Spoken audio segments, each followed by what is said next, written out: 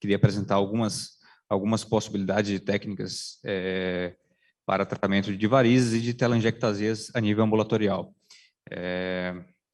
A importância da patologia, né, da insuficiência venosa, de se apresentar de diversas formas clínicas em variados tipos de pacientes, com tons de pele e classe social variada. Precisamos ter, portanto, técnicas que consigam atender a todos os tipos de pacientes, e por isso nós devemos, obviamente, buscar a junção de diversas técnicas para alcançar os melhores resultados. Vou apresentar alguns casos para vocês, pontuais, onde foram utilizados a junção de diversas dessas técnicas que nós utilizamos no dia a dia, principalmente para trazer à luz a possibilidade de que se de fato utilize mais de uma técnica para tratar o mesmo paciente ou diversos pacientes, não que se congele a técnica e se utilize uma técnica apenas, esgotando as possibilidades dela. Então, nós temos aqui uma paciente, por exemplo, que apresentava essa veia varicosa em um poplíteo, que tinha uma queixa estética, a imagem realmente não fica tão projetada, então foi realizada uma espolipolidocanol seguida de laser, nessa 660-20, e compressão pontual, além da meia compressiva, e a paciente aí realizada após 2 sessões, com um excelente resultado estético, com a junção dessas duas técnicas, espondipolidocanol com laser transdérmico. A mesma paciente, ela apresentava aqui na face lateral de coxa direita também algumas telangiectasias de calibres distintos, então foram utilizados, além do laser transdérmico, em outras fluências, a escleroterapia com glicose a 107%. Esse é o resultado também após 2 sessões de escleroterapia. Uma outra paciente jovem com essa telangiectasia, essa queixa dela mais relacionada à face lateral de coxa direita, ela apresentava algumas telangiectasias um pouco mais calibrosas, outras um pouco mais menores do que 1 milímetro, uma coloração um pouco mais clara. Então, foi utilizado 2 fluências para tratamento desses 2 tipos de telangiectasias, e esse é o resultado após uma sessão, retorno aproximadamente com 60 dias.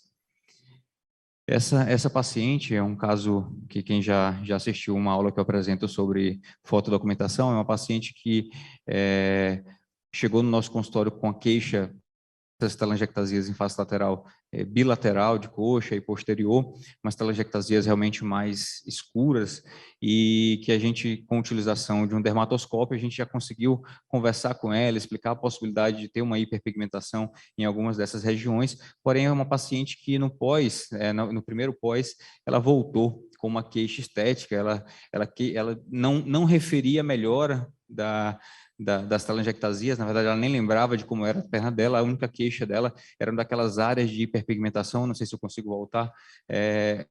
A apresentação, vocês percebam que ela tinha realmente nessa região algumas telangiectasias mais escuras.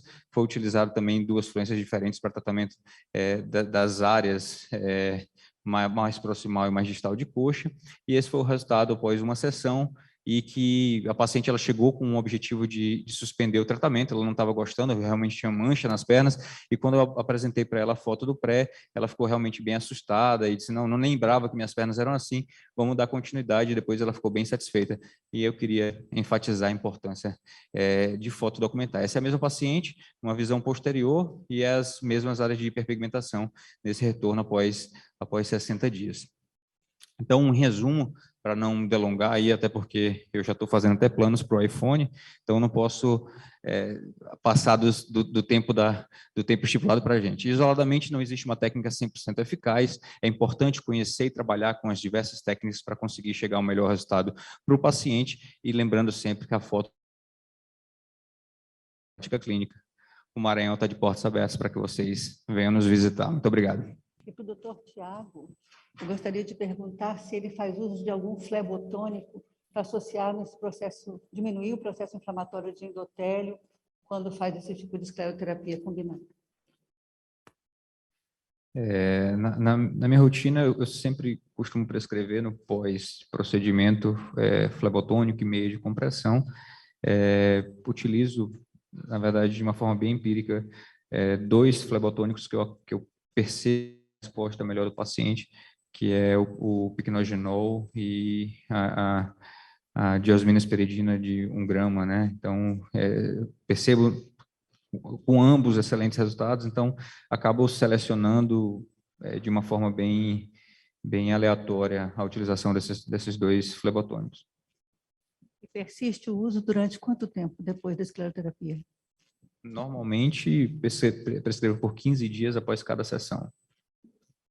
Lembrando das teorias das doenças venosas, né, do processo inflamatório valvular, eu acho que é muito interessante usar. O Pycnogenol inicialmente começou a ser usado pela dermatologia para pigmentação de pele, por causa do efeito antioxidante nos microvasos. Eu acho que realmente isso acrescenta muito no resultado de menos pigmentação. Eu gostaria de parabenizar os 2 colegas, amigos, pelas 2 apresentações. Léo, minha pergunta é o seguinte: num país como o Brasil, que nós temos uma limitação econômica, eu gostaria que você falasse um pouco a respeito do custo desse dispositivo, porque nós sabemos que hoje usamos muito a espuma para o tratamento de pacientes do SUS, aqueles pacientes que são mais carentes economicamente. Eu gostaria de saber se isso seria uma limitação. E a outra pergunta que eu faço a você é se existe alguma limitação técnica, porque nós sabemos que normalmente esses pacientes que nós tratamos pela espuma, eles podem ter algum grau de comprometimento já dessa veia por flebite de repetição, alguma coisa assim, se isso seria um fator que impediria o uso do flebogrife, pois se ele faz a lesão na parede do vaso, se esse vaso mais enrijecido, teria alguma dificuldade de usar o método. Em relação à questão financeira, realmente, esses catéteres, eles chegam para a gente aqui no Brasil com um valor bem elevado, né? Então, o valor hoje do flebogrife, se não me engano, é R$ 1.800, eu acho um despropósito isso, assim como o valor do laser ou da radiofrequência também é muito alto. Mas a gente espera que o valor baixe, né? Porque é uma excelente técnica, a realização é muito rápida, né? E a gente consegue fazer no ambulatório, no consultório, e com uma taxa de efetividade muito maior do que a utilização somente da espuma, que a gente tem um projeto também na prefeitura lá de Hortolândia, ao lado de Campinas, que a gente trata somente com espuma, e a gente observa uma recanalização muito alta, né? De 40%, em torno de 40%, conforme a literatura, da utilização só da espuma. Então, essas garrinhas que acabam lesando o endotélio ali, acabam ajudando bastante. Em relação à progressão com flebite, eu ainda não passei por essa situação, mas acredito que possa comprometer, sim, igual compromete na termoablação a progressão da fibra, mas é uma opção se a gente consegue progredir com o catéter e conseguir puxar ele e soltar a espuminha, eu acredito que seja mais efetivo do que o tratamento somente com espuma. Tiago, eu acho que perfeita a tua apresentação. Quando você coloca hoje, eu acho que tratamento de varizes é o mais personalizado possível. E uma coisa me chamou a atenção na tua apresentação é que você conseguiu unir 2 meios. O laser, que é extremamente estético, com a espuma, que até um tempo atrás tinha aquele viés de que não poderia ser usado no paciente estético. Qual a sua opinião no uso da espuma junto ao laser? Você tem alguma resistência dos pacientes com relação a usar os 2 métodos juntos? Não, na verdade, eu tenho utilizado cada vez mais. Anteriormente, eu tinha esse receio da hiperpigmentação, e acaba acontecendo em algumas vezes, principalmente quando se utiliza a espuma de forma isolada, né? A possibilidade de se utilizar 2 técnicas, e talvez seja o que mais é interessante no tratamento com mais de uma técnica, é você não ir ao extremo de cada técnica, porque aumenta o risco de complicações. Eu divido sempre com o paciente essa possibilidade, mas opto por essa utilização da espuma em conjunto com o laser naquelas pacientes para evitar, de fato, um procedimento cirúrgico, uma mini flebectomia ou qualquer outro procedimento que seria um pouco mais doloroso e acabo tendo bons resultados e uma boa aceitação da paciente. Obrigado. Dando sequência, então, à nossa dinâmica, gostaria de passar a palavra para os nossos colegas da plateia. Bom dia a todos. Parabéns pelas apresentações. Quero fazer uma pergunta para você, Tiago. Vou tirar um pouco a máscara. Eu vi que você apresentou casos que você fez laser com espuma e você fez laser com aplicação líquida de glicose. Qual é o ponto de corte que você usa em calibre de veia para escolher o laser com espuma?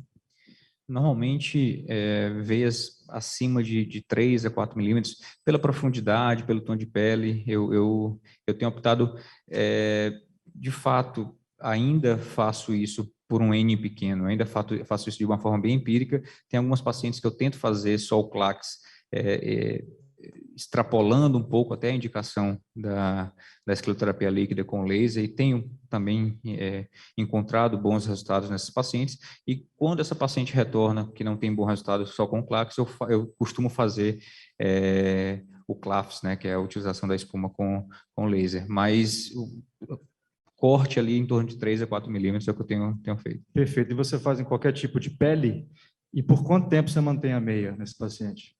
Eu moro em uma cidade litorânea, assim como Vitória, né? Então, principalmente no nordeste do país, Maranhão, nós temos uma incidência muito grande de pacientes de Fitzpatrick 3, 4, 5.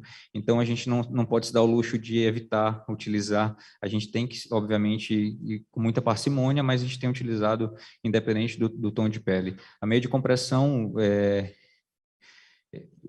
eu costumo dizer para a paciente que é para usar a meia até um dia antes de morrer, né? Como a gente não sabe quando ela vai morrer, é para usar a vida toda. Minhas pacientes saem com essa informação do consultório. Eu não prescrevo meia de compressão relacionado à terapia utilizada. Se for espuma, se for laser, eu utilizo a meia de compressão para tratamento da insuficiência venosa. Então, eu não costumo extrapolar, estabelecer um tempo para suspender, não. Obrigado. Mais alguém? Muito bom dia. Eu quero só acrescentar aqui, Léo, um comentário que eu acho importante para quem vai começar a usar o Flebogrif, que assim como todos aqui, eu ouvi essa frase de que ele é muito fácil, é muito rápido de fazer. Nós estamos começando, temos pouco mais de 10 casos, é fantástico o resultado, mas a navegabilidade desse catéter não é tão boa assim. A minha impressão é que aquele componente das lâminas deixa o catéter muito rígido, especialmente na transição de uma safena fora do compartimento, quando ela mergulha no meio da coxa, dá trabalho, incomoda um pouco, então não é tão rápido assim em qualquer tortuosidade que tenha. E, ademais, o kit de punção dele é grosseiro, então eu recomendo quem vai fazer ter um introdutorzinho frentes radial, que a punção é mais delicada, porque a demora que eu tive foi para funcionar em alguns casos, e em outros para chegar até a junção. A partir daí, realmente é rápido, mas até lá, não acho que é tão rápido assim, não.